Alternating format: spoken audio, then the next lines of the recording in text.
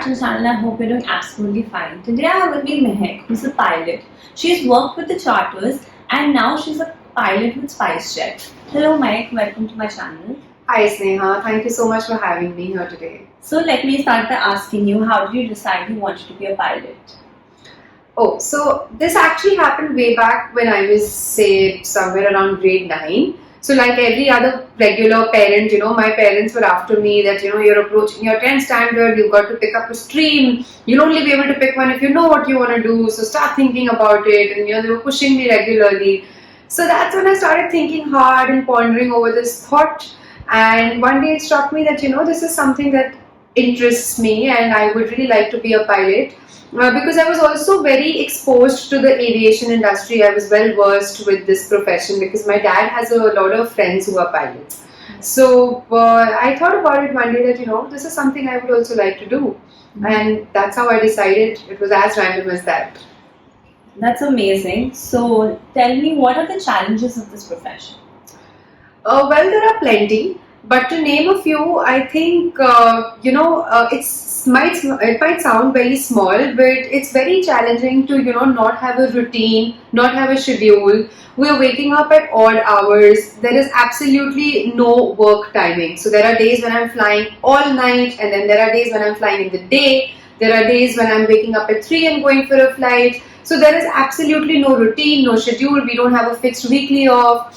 So that is very, it's very challenging. And, we're missing out on so many events, gatherings, occasions, family get-togethers. There are so many times when I'm not there because I'm traveling. I'm traveling as much as 2 to 3 times a week.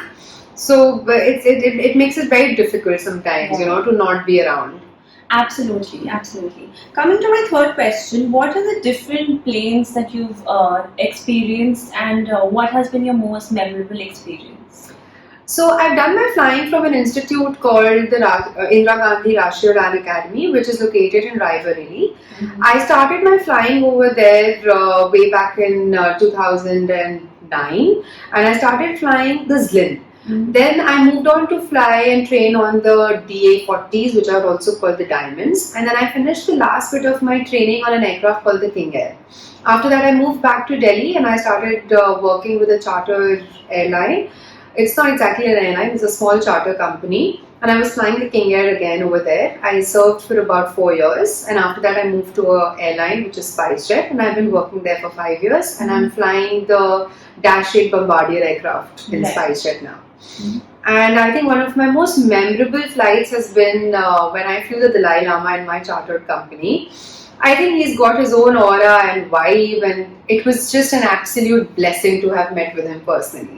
I think you're very, very, very lucky, I must say. Yeah. Coming to my next question, what would you like to say to all the aspiring pilots?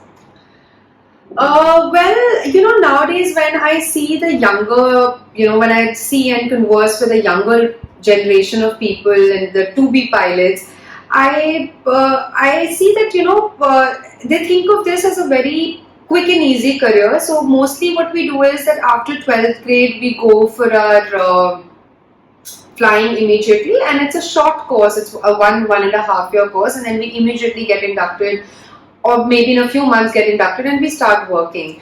So I think the one advice I would like to give them is that this is a very unpredictable profession. Right. Every year we have an annual medical checkup, which we have to clear. And if we don't, we're not allowed to fly. So it's not a regular profession like, oh, you fractured your foot, but you could still continue going to office. Or you have kidney stones, you're taking your medication and you're on your treatment, but you can still continue going to your office. It's not like that. The smallest of the ailments, sickness, disease that you have, you cannot fly. You're grounded and you're not allowed to fly. So I think that this makes it a very unpredictable profession. You don't know for how long it's going to last, because we always wish for the best, but we should, be prepared for the worst. So it would be very useful if you have some educational backup and qualification in your hand. So, probably attend regular college, after 12th. Correspondence degrees have very little value in today's time. Go to a regular college, get your degree, have some backup, so that tomorrow if something was to go wrong, you have something to fall back upon. You're not clueless that, if I'm not a pilot and if I can't fly, what else do I do? So it will make you feel very secure in the future that okay, I have something that I can rely on. Right. So I think this is something I would like to tell them. A lot of people at my time, we directly went for flying, and we realized that this is something we should have done. We should have attended some college or something like that. Absolutely, absolutely. Very, very important. So coming to my next question, what are the misconceptions of being a pilot and how would you like to respond to that?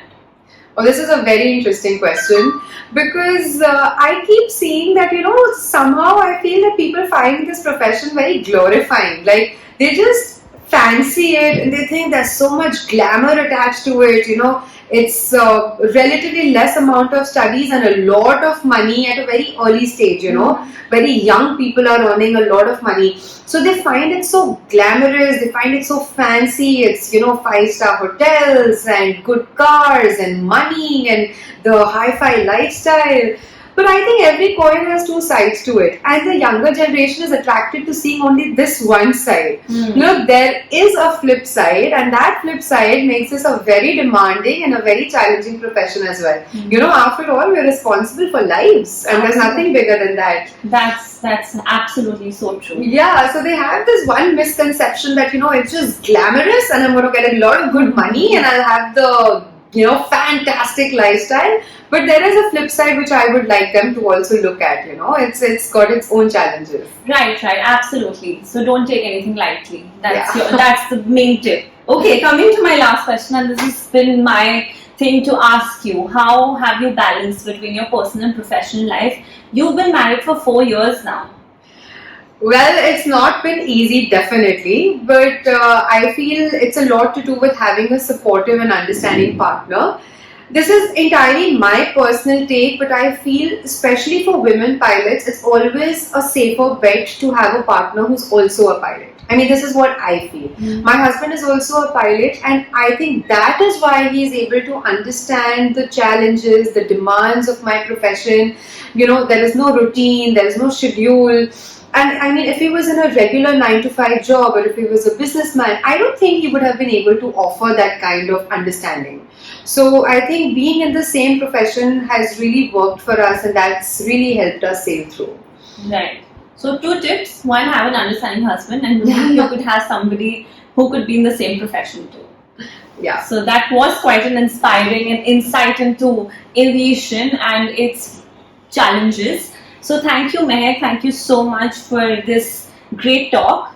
And thank you for watching. And don't forget to hit the like button, comment your thoughts, and don't forget to share it with your friends. And hello, don't forget to subscribe. I'll see you next week.